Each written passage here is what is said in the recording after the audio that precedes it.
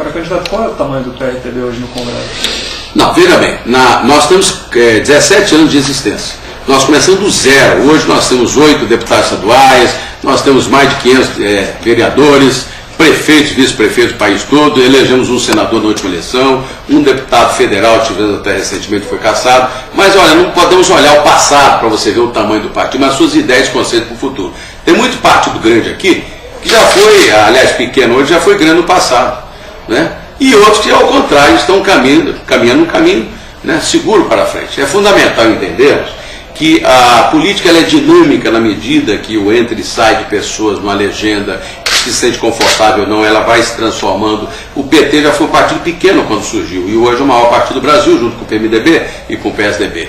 Essa evolução ela é parte da qualidade, dessa qualificação que o partido permite que em seus quadros tenhamos essas pessoas nos seus quadros. Então, vira bem, essa questão do ficha limpa vem ajudar muito agora. No nosso partido, por exemplo, eu não deixei que ninguém que se inscrevesse viesse com ficha suja, ou seja, ficha de pessoas que já depauperaram o patrimônio público, né? Que já mataram, pessoas que têm crimes na sua ficha, está limpa. Excelente exemplo. Agora eu pergunto, será que os grandes estão fazendo a mesma coisa?